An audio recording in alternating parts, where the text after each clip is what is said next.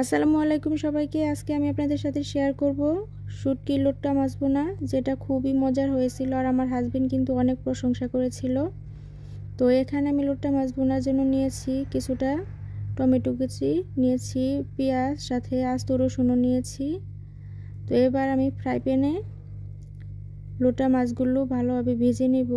দেখতেই পাচ্ছেন আমি কিভাবে ছোটো ছোটো করে কেটে নিয়েছি।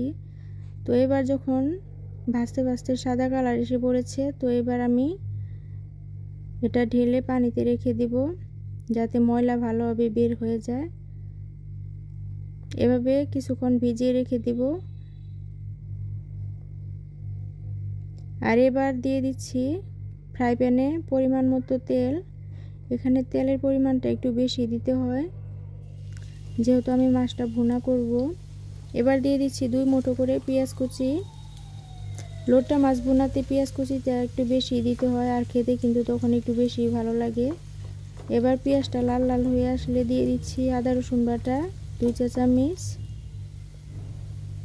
আমি আদা রসুনটা একসাথে বেটে নিয়েছিলাম, তো সেটা এখন অ্যাড করে দিচ্ছি। আদা রসুনটা পেঁয়াজের সাথে হালকা একটু ভেজে নেওয়ার পর এখানে আমি আগে থেকে ধুয়ে রেখেছিলাম লোট্টা মাছগুলো, সেগুলো এখন দিয়ে দিচ্ছি। এটা পেঁয়াজের সাথে আমি হালকা ভেজে নেব। আর শুটকি এই মাছগুলো একটু পেঁয়াজের সাথে তেলের সাথে ভেজে নিলে কিন্তু খেতে ভালো লাগে আর গ্রানটা তখন অনেক সুন্দর আসে। এবার দিয়ে দিচ্ছি পরিমাণ মতো হলুদ। তো আমি আস্তে আস্তে মশলাগুলো দিয়ে দিচ্ছি। এবার দিয়ে দিচ্ছি কুচি করে রাখা টমেটোগুলো দিয়ে এটাও এখন ভালোভাবে মিশিয়ে নিচ্ছি যাতে সফট হয়ে যায়। আর এবার দিয়ে দিচ্ছি কিছুটা লাল মরিচের গুঁড়ো। এখানে আমি 2 চা চামচ দিয়েছি, সাথে হাফ চা চামচ দিয়েছি ধনিয়া গুঁড়ো। আর এবার একটু পানি দিয়ে দিচ্ছি, দিয়ে মশলাটা ভালোভাবে কষিয়ে নিব। আমি এখানে অল্প অল্প করে পানি দিয়ে দিচ্ছি। যে কোনো মাছ ভুনাতে যদি পানির পরিমাণটা ঠিকঠাক দেওয়া হয় তাহলে রান্নাটাও কিন্তু অনেক বেশি মজার হয়। আর মাছ ভুনা করলে আমার মনে হয় যে পানির পরিমাণটা একটু কম দিলেই ভালো লাগে।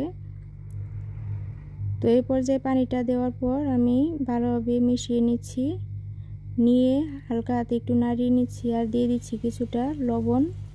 আমি এখানে স্বাদ মতো লবণ দিয়ে দিচ্ছি, দিয়ে আর কিছুটা আস্ত রসুন দিয়ে দিয়েছি। শুটকি ভুনাতে আস্ত রসুন দিলে খেতে কিন্তু অনেক ভালো লাগে আমার কাছে। তো এই পর্যায়ে আমি এখন 15 মিনিটের মতো ঢাকনা দিয়ে ঢেকে রান্না করে নেব। আর এই তো দেখতেই পাচ্ছেন উপরে ভালোভাবে তেল উঠে পড়েছে। এখন আমি আবারও একটু খুন্তিটা দিয়ে নাড়িয়ে নিচ্ছি। তো এই পর্যায়ে আমি এখন এখানে দিয়ে দিব কিছুটা কাঁচামরিচ। এখানে আমি কাঁচামরিচগুলো ভেঙে নিয়েছি। আর লাস্টের দিকে কাঁচামরিচটা দিলে কিন্তু কাঁচামরিচের যে ফ্লেভারটা সেটা শুটকি মাছের মধ্যে ছড়িয়ে যায় আর খেতে অনেক বেশি ভালো লাগে। তো লাস্টের দিকে আমি এখন দিয়ে দিচ্ছি ধনিয়া পাতা। এখানে ধনিয়া পাতাটা না দিলেও চলে, আমার কাছে ধনিয়া পাতাটা ছিল তার জন্য এখানে দিয়ে দিয়েছি। আর এই তো দেখতেই পাচ্ছেন কতটা লোভনীয় হয়েছে।